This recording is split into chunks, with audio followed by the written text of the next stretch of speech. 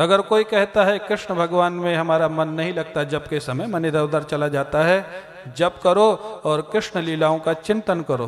कौन सी लीला? बोले चिंतन करो, कन्हैया किसी गोपी के घर में गए माखन चोरी के लिए।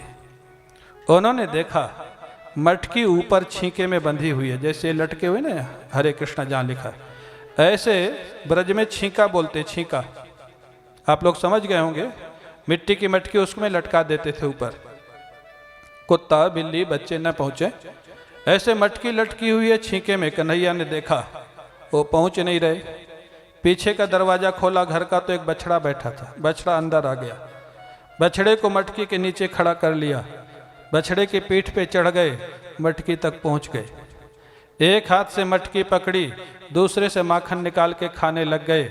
बछड़ा भी बड़ा नटखट था, जब वो खाने लग गए वो आगे खिसक गया, अब वो दोनों हाथ से मटकी पकड़ के लटक गए।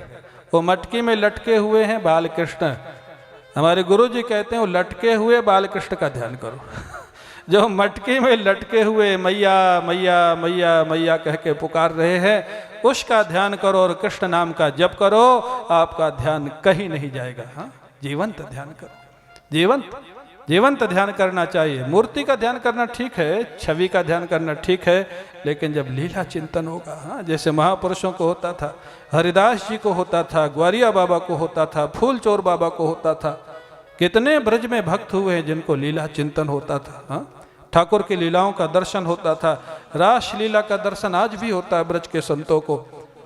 अकबर आता था हरिदास जी के पास, एक बार बोला, राजा था, बहुत संपत्ति थी, महाराज कोई सेवा बताइए। समझ गए इसको संपत्ति का स्वाभिमान है, उन्होंने कृपा की और अकबर को भी दिव्य जमुना जी और दिव्य घाटों का दर्शन हुआ जिसमें मणियां लगी हुई हैं, वो दिव्य घाट, उसमें से एक घाट का कोना टूटा हुआ था। हरिदास जी ने कहा अकबर इस कोने को ठीक करा दे। अकबर सारी संपत्ति लगा के भी उस कोने को ठीक नहीं करा सकता था, जो मणियां उसमें लगी हुई थी।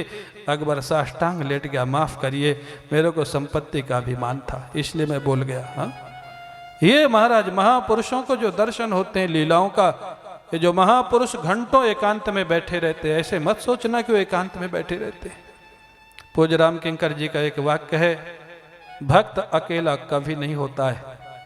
आप कहेंगे कैसे? या तो आपके साथ कथा सत्संग में होता है, और जब अकेले कमरे में होता है तो ठाकुर के साथ होता है, अकेला कभी नहीं होता है। हाँ, ठाकुर उसके साथ होते हैं।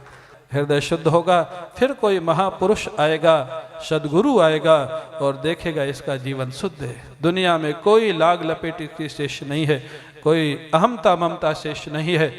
वो ज्ञान का उपदेश देगा और हाँ, श्रवण समकाल जिसको बोलते हैं, श्रवण समकाल अविद्या की निवृत्ति होगी, जैसे गोपियों की हुई, जैसे वसुदेव जी की हुई, जैसे देवकी मैया की हुई, जैसे अर्जुन की हुई, जैसे उद्धव की हुई।